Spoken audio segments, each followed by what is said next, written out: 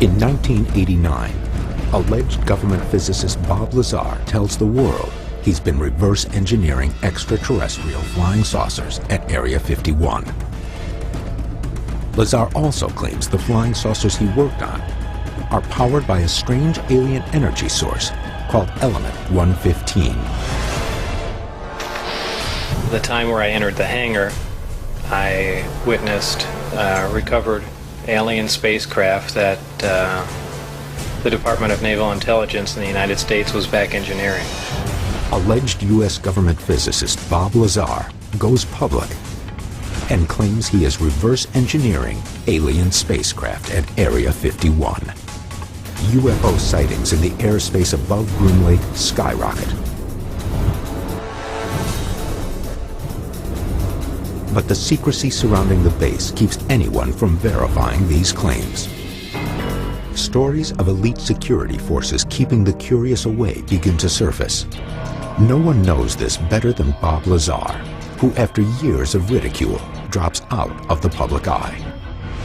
But the man who originally broke the story, George Knapp, is still pursuing the facts. Knapp currently works for KLAS-TV, the CBS affiliate in Las Vegas, Nevada. George Knapp broke the Bob Lazar story. George Knapp broke the Area 51 story. In Knapp's report from November 1989, Lazar claims to be reverse engineering extraterrestrial flying saucers at a place called S4 in the Area 51 complex. But proof of Lazar's employment at S4 and at Los Alamos National Laboratory, where he reportedly worked prior to Area 51, seems to disappear. He claims his identity is being erased, and many dismiss him as a fraud. But Knapp finds something shocking in the Los Alamos lab records. We called the lab, they said, no, he wasn't here. We don't have any record of him. And then we found the lab phone book with his name in it. I called him back, I said, well, there it is. Ah, well, we still don't have any records. Was the government trying to hide that Lazar had ever been working at Area 51? So then I got the newspaper article, Los Alamos Monitor. There he is on the front page, and a picture of him with his jet car, and it lists him as a physicist. I went back to the lab. Nah, we don't have anything for him. And I know he was there, not only because of the phone book and the newspaper article, but because I've interviewed 4 or 5 people who worked with him there who said he was there working on classified projects. With strong proof that Lazar worked at Los Alamos, Knapp believes there's credence to his claims. But one of the most bizarre is yet to come. Lazar also divulged to Knapp that while working at Area 51, he came into contact with a powerful alien energy source he called Element 115. He speculated that it came from some other planet or some other solar system, and we're taking it apart to figure out how it works. Lazar claims Element 115 is used to power flying saucers. The key for me was always, did he work at Los Alamos lab? Because if he wasn't working there in a classified position in scientific and technical job capabilities, then it's at least conceivable he could have worked at a place called Area 51. Do you believe Bob Lazar's story? I do. Now, a former CIA pilot is about to confirm Lazar's story and steps forward with a shocking sighting of his own. Bill is uncovering new information about the purported function of Element 115 from a man who Bob Lazar confided in. His name is John Lear. John's father invented the Learjet. John himself is an accomplished pilot. He worked for the CIA, had a very high security clearance. Lear retired with more than 19,000 hours of flight time. He holds the most FAA airman certificates ever earned by a single pilot. But his entire life changed when he developed a close personal friendship with Bob Lazar back in the late 1980s.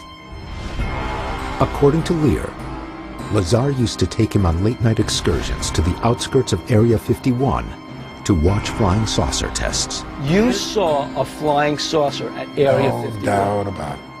I saw a flying saucer. It was radiating yellow and gold. Bob Lazar told me when it was going to be there, and it was there.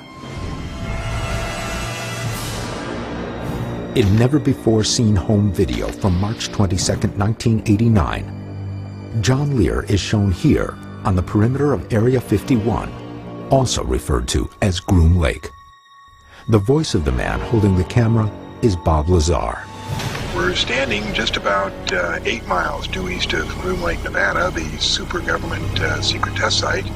And just a few minutes ago, we saw one of the government extraterrestrial UFOs fly over there. We all watched it for about 7 or 8 minutes. The mission was organized tonight by Bob Lazar, who is a theoretical physicist who works at Groom Lake. And is also a dead man at this point. Lear also claims Lazar gave him detailed accounts of the work he was doing. He was trying to back engineer the exact actual engine that propelled this craft hundreds of thousands of light years away. Lear references a model of a reactor, which he claims is the key to the flying saucer's energy source. You take the cap off here, and the fuel that propels this thing is a piece of element 115. Bob said that we have 500 pounds of this stuff at Los Alamos. They shoot protons into the tip of that element 115 right there. Yeah. And what it does is it bumps it up to 116, and it instantaneously decays. The number 115 represents how many protons are in the element's atomic nucleus. Lazar claims bombarding element 115 with additional protons raises the number to 116. But the new creation is unstable and quickly breaks apart, releasing enormous amounts of energy. The entire process, according to Lazar, enables flying saucers to break conventional laws of gravity and travel at incredible speeds. Here is our saucer, here is space. What they can do is pull space towards them and wrap it around the craft. That's what enables them to travel through space at, hundreds of light years. While most scientists dispute Lazar's claims about the physics of element 115, John Lear and Bob Lazar contend that it's only beginning to be understood. For anybody who thinks that flying saucers are a myth, a delusion, a hoax, John confirmed everything. John was deeper inside than anybody has ever been, except for Bob Lazar. The closest looks at Area 51 prove that the base is still active. And with massive hangars, impossibly fast objects, and recent sightings of large triangles all across the globe, Area 51 may be the source of a worldwide UFO phenomenon.